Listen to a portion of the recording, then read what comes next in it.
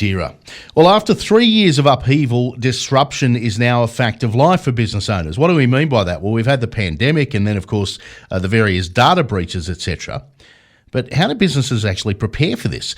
Bronwyn Smart is a risk governance and safety expert from the Mindful Risk Group, and she joins us now. Bronwyn, good morning.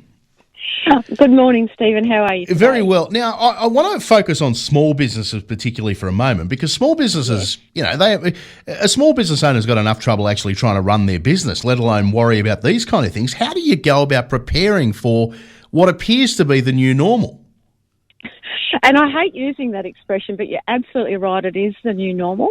Disruption events are here to stay, and we, as businesses, large and small, we do all need to be better prepared to handle them and respond to them.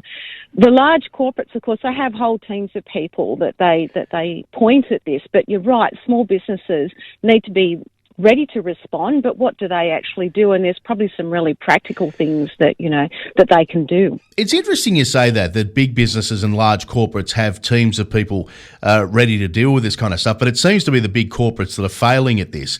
A small business is somewhat immune because they're too small for the hackers and the cyber criminals to worry about?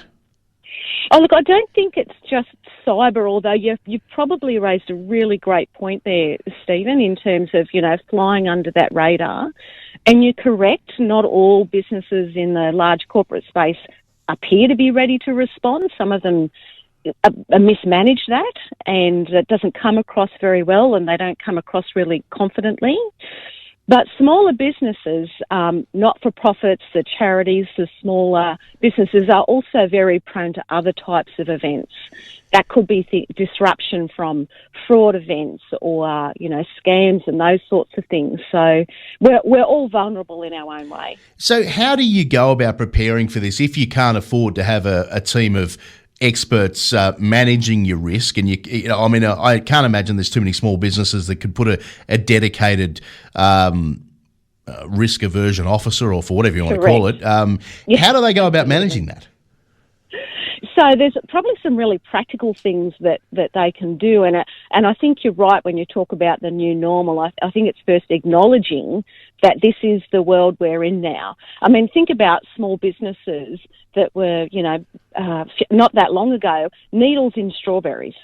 Lots of small businesses there. Yeah. A big industry, but think what that did to the industry. The whole, the needles in the strawberries disrupted a huge industry, but made up of a lot of small businesses. So, whoever saw that coming?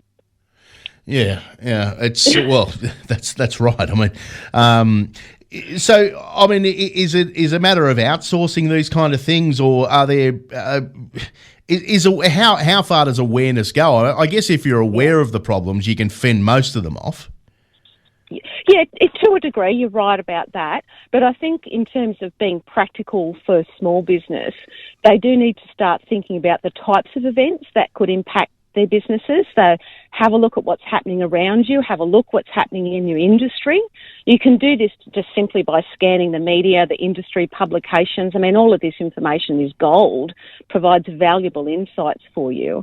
And then ask yourself, could this happen to me? And now if the answer is no, then ask yourself, why not? And unpick it a bit and have a look at how things happen, not just what happened. You've talked about reducing risk exposure. Is that really possible in today's world? Look, I think it is. I think that, reducing your exposure, you can mitigate it to a certain degree, but then you can put things in place to make sure that if an event happens to you, that you minimise the outcome and the disruption post the event. So be ready, prepared, but also be ready to respond. I guess the biggest question here is, and I'm hoping you've got some practical advice on this. If you're a small business person, as I said, you're focused on your business and you generally don't have time to focus on anything outside of that. How do you make the time to put your preparations in place without damaging your core responsibilities or ignoring your core responsibilities? Running your business, really. Yeah. I mean, that's what we're all here to do. Look, so I think about scanning the horizon, as I just mentioned, is really important. But also talk to your teams about it. Your teams are like an untapped resource. They know what's happening on the shop floor. They know what disruption events the business could face, and talk to your teams about it. So there's your awareness raising, and start planning. So have a moment to run through some disruption scenarios with your team and just go, well, how would we actually respond if it did happen? Look for gaps and work out how you're going to plug them. That doesn't need to be long and lengthy and arduous and lots of paper. It just needs to be something that you do in real life. Play it out and just see what's going to happen for you. Yeah, there's the old saying, may we live in interesting times. I don't think a lot of people realise it was actually a Chinese curse. Bronwyn, appreciate your time this morning. Thank you for your time, Stephen. Have a lovely day. Good on you. Bronwyn Smart is a risk governance and safety expert at the Mindful Risk Group. It is 16 and a half.